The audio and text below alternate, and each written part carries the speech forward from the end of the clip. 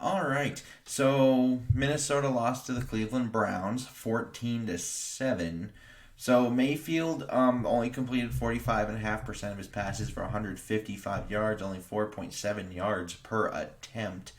Did throw a touchdown, did throw an interception, was sacked 3 times, and had a quarterback rating of 59.5. Where they really did their damage was the run game, as everyone kind of expects them to do. Um, Overall, they had 38 carries for 184 yards, averaged 4.8 yards per carry. Had one score on the ground from Kareem Hunt, but Nick Chubb carried the ball 21 times at 100 yards with 4.8 yards per carry to lead them. Uh, in the receiving game, not much was done. Higgins led them in yards and tied in target leads. He caught 4 of 7 balls for 63 yards. Odell 2 of 7 for 27. Kareem Hunt 2 of 4 for 17. And Njoku caught both of his for 17. Felton also caught both of his for 12. Now, they were 7 of 18 on third down. That's 38.9%. 50% in the red zone, converting one of their 2 tries. They were +1 in the turnover margin. 35 minutes and 32 seconds time of possession. 7 penalties for 73 penalty yards. Now, Minnesota, Kirk, 52.6%, 203 yards, 5.3 yards per attempt, 1 score, 1 pick, was sacked twice, and had a quarterback rating of 66.0. Cook only carried the ball 9 times with a team leading 34 yards today. Madison 10 for 20, Osborne 1 for 10, Ham 1 for 1, Cousins 2 for 0. So 23 carries, 65 yards, 2.8 yards per carry, and no scores on the ground. Jefferson led them in yards, but not targets, catching 6 of his 7 for 84 yards and a score. Thielen was 3 of 8 for 46 yards. Osborne 3 of 7 for 26. Conklin 4 of 6 for 18. Westbrook 1 of 1 for 17. Cook 2 of 6 for 10. Abdullah 1 of 1 for 2. Now, they were 31.2% on third down, converting 5 of 16 tries. 1 for 1 in the red zone, -1 in the turnover margin. Only 24 minutes and 28 seconds of possession time, with 7 flags and 42 penalty yards. Now, getting my real stuff. So, offensively, this is kind of what happens when you have predictable play calling, plus offensive line miscues, and kind of the fact that the offensive line overall was overmatched. So that wasn't good, because they were just calling screens that felt like every other play, and then you kind of got into the normal Minnesota predictable, like, oh, it's 2nd and 9. What are you going to do? Run up the middle. So it's kind of gotten back into that. The offense hasn't really gotten going in the second half. They've only been averaging 9 points in the second half so far this year. So that needs to get better, obviously, because they're not adjusting. So they just keep not adjusting. They need to, but they won't. I don't know why, but Kubiak is a brand new play caller. So I'm kind of hoping stuff like that will probably improve at the bye. That's kind of my hope. I'm not sure if it will happen, but speaking of that, a brand new offensive coordinator, developing a line, things like this will happen. Bad days like this will happen. And for some of you, they're like, is the offensive line really that young? And to answer your question, yes.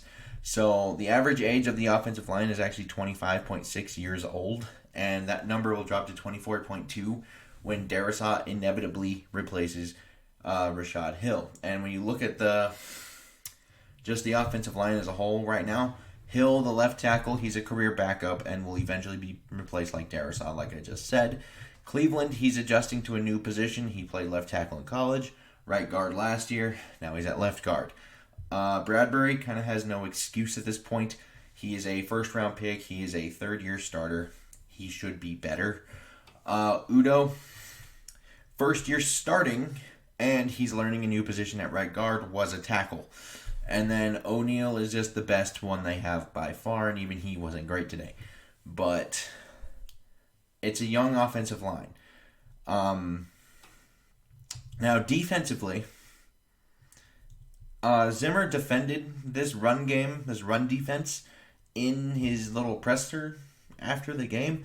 I am not sure why, because as of right now, they've allowed a total of 542 yards. That's an average of 135 and a half yards per game, 4.8 yards per carry, 4 total scores, so they're allowing 1 score per game on the ground.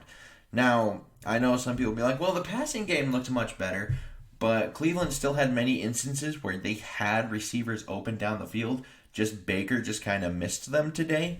And it's more along the lines of Baker had a very off day, and I think on most days he hits most of those passes. So they're lucky they caught Baker on an off day. Otherwise, this game might have been 35-7. And it's kind of, and if we just look at where these totals are right now compared to where they were in 2020, right now they're allowing 389 total yards per game.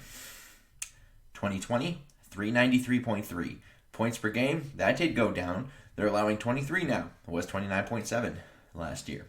6.1 yards per play this year. 6.1 yards per play last year. They're allowing 68% completed passes. 66.2% last year. 253.5 yards per game through the air last year. 258.8 this year. However, yards per attempt, they're the same at 7.9. They're allowing a rating of 100.8 this year, 97.0 last year. Rushing yards per game, like I said, 135.5 this year, 134.4 last year. 4.8 yards per carry this year, 4.6 yards per carry last year. So overall, this defense is almost the literal same as it was last year to this point in the season, which is unacceptable. Because, overall, this offense is still very young around Kirk Cousins. Because right now, if you were to look at the starting offensive player for everybody on, the offense, it's just Thielen, O'Neal, Cousins, and technically Rashad Hill that are not on rookie contracts, and eventually Rashad Hill will get replaced by a rookie contract. So this offense is actually, Cook, my bad, I forgot about Cook. But Cook is also not on a rookie contract. But that's it.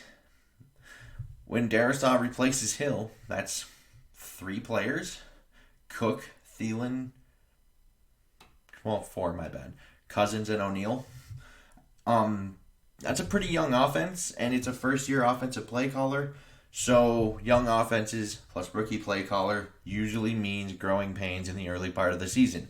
I can live with that because that makes sense at least. This defense, I don't have an excuse for this defense.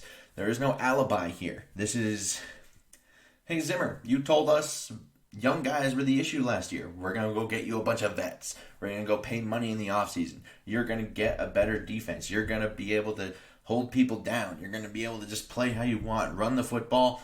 Keep points low. Do what you do. Instead, he's basically just got a more expensive version of what he had last year. So, the averages are the exact same. When you talk about yards per play, that's 6.1. That's the same. Yards per attempt, 7.9. The only one that's different is yards per carry from 4.6 to 4.8, and it got worse. This defense is... I had hopes this defense would actually be good. Not only is it not good, but it's, bottom 5 level bad. So, where does that put us? Because this team is not built to win with no defense. This is not necessarily like a team like the Arizona Cardinals, where it's the defense is having a bad day. Good thing we have Hopkins and AJ Green and Christian Kirk and Andy Isabella and Rondale Moore. We don't have that. We have a running back and 2 receivers basically right now with Irv Smith out. So they are not built to win that way. They are built to run the rock and play good defense. If they're not playing good defense, that makes it very difficult for this team to win games. And they're not even getting off the field. As I said, the Browns today had 35 and a half minutes of possession time. That is ridiculous. You are not getting off the field. You are losing first and second down quite often because they did only convert 38.9% of their third downs. So you're just losing first and second down constantly. You cannot be doing that. And at this rate, if this does end up being Zimmer's last year in Minnesota, which there's been a lot of speculation that it could be, it's not because every once in a while his offense sputters and it's like, oh no, your young offense didn't score more than 30 points today. The problem is they had to score more than 30 because you have a defensive head coach with a bunch of veteran defensive players that should know what they're doing. And currently we don't have that. We have basically what we had last year, which is just inexcusable and not allowed to happen. Now, I do give credit to the Browns. They played a great defensive game today, and there were times where I think one of those sacks was even a coverage sack. So, like, they were able to contest a lot of balls to Thielen, and they made a lot of things tough in the secondary. It wasn't just the offensive line being not very good because they were overmatched and Kirk was pressured quite a bit in this game. But the Browns played really well on defense today. So I don't want that to go under the radar here. But this team has to be better. And if this thing isn't 3-3 at the bye, I think there's going to be conversations on whether or not Zimmer's back after it. So, especially if they lose to Detroit next week, because Detroit right now is also in a rough spot, but keep in mind, the Lions are looking at the Vikings like they're not very good either. Only one win. We can go in there, we can take it from them. So, that's just how that is right now.